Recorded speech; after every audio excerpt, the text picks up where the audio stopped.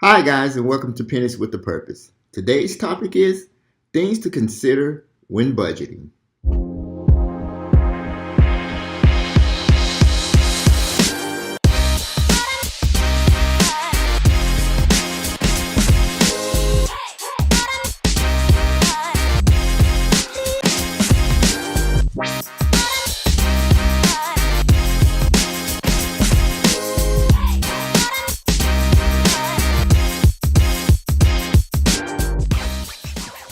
Hello, guys, and happy Wednesday. I'm Willie Mullins, and this is Pennies with a Purpose. I'm excited about today's topic, things to consider when budgeting, because it actually deals with things that I personally think throws a budget off course. I knew some of them through mostly, probably all of them through my budget off course. So let's dig right in. The first thing on today's topic is yearly expenses.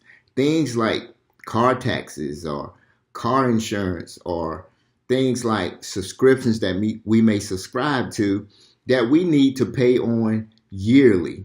And instead of making a plan, I had a problem of, like I didn't know it was coming up. Let me figure out what I'm going to do to juggle this.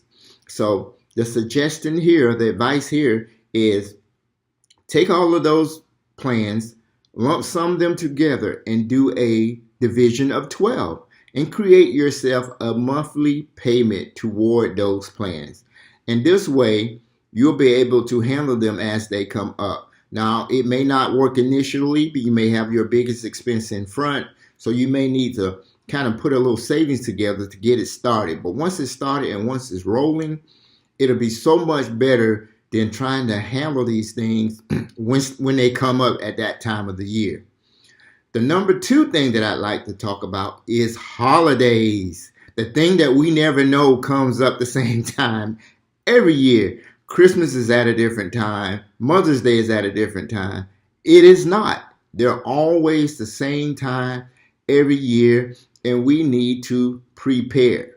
Now, the biggest things about holidays and the next topic is not that they come up, the same time every year, because we know this, but the value of the thing I'd like to address is how about let's create a number for these things.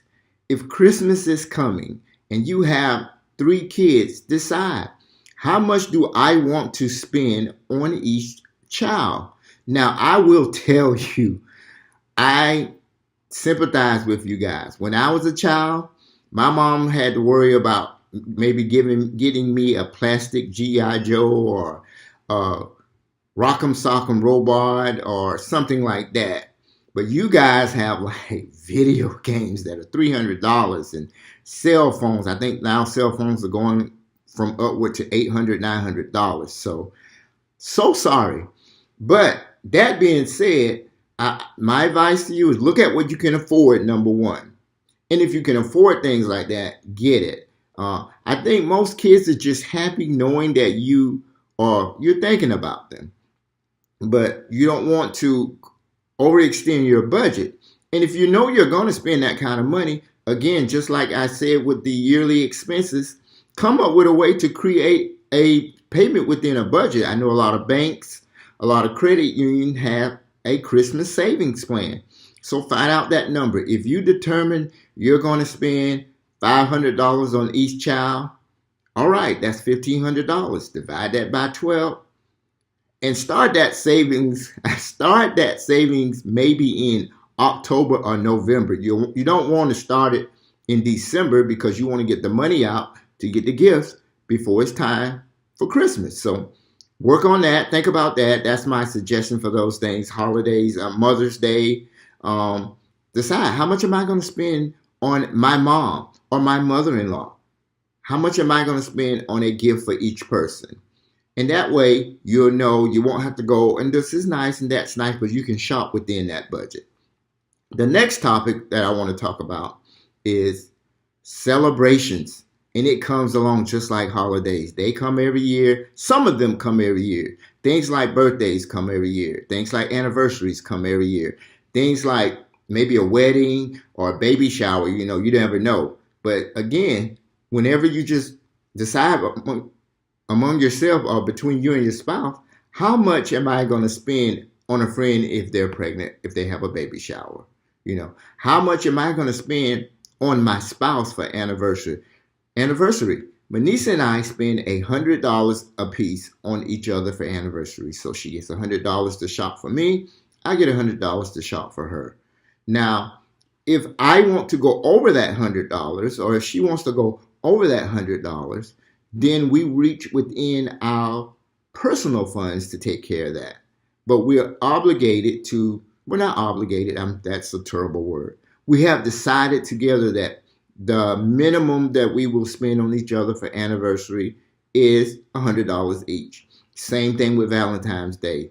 I think we spend a little less on Valentine's Day, but again, we together agreed the amount that we put a number to it. So I would suggest that for, maybe you and your spouse or your boyfriend or whoever you shop for, or how much do you want to spend on your mother for Mother's Day or whatever the occasion is. Just put a number to it and make it work within your budget. Now, the last and final thing that I want to talk about is away from that type of stuff, but it is how much do you need from week to week to get through. This is for how do you want to carry yourself. If you may treat yourself to a movie or treat yourself to a massage, you can divide that into two ways. You can do a personal fund for just you, or you can just say, hey, you know what, in my 2-week period, I'm using 2 weeks because I get paid bi-weekly. So in that bi-weekly period, how much do I need? And you can take from last week's lesson and say, I'm going to use the envelope system for this. How much do I need in my envelope from week to week so that I don't have to go back from the bank, so I don't withdraw to the bank, so I don't withdraw money from something that has a name for something else to cover the electric bill or the water bill or whatever the case may be, or take away from your savings, because now you budgeted your week to week expenses. And if you know that every 2 weeks you do a little shopping for yourself, put that in there. If you know that you eat lunch, put it in there. Just think about the money that you'll need. The goal here is to keep you from going to the bank, withdrawing money. So that's a big one for me. And all these little things to me are like silent killers to a budget. So that's why I was so excited about it, because these are some of the things I feel, some of the things, not everything, but some of the things that I feel that if you get under control, you will help your budgeting out quite a bit. Now, and I wanted to cover these things because you know that we've been talking about budget, and we're going to go in, last week we talked a lot about wants and needs and savings and paying off extra debt. So we're going to start digging into that next week. And I started to dig into it this week, but I wanted to talk about what I call these silent killers this week. So next week, we'll get into talking about things that are needs in the budget, the things that you are must-haves in your budget. That's what we'll talk about next week. So again, as always, I really want to thank you guys for tuning in. Follow us, subscribe to us on YouTube. We post these on YouTube, so as we post them on Facebook.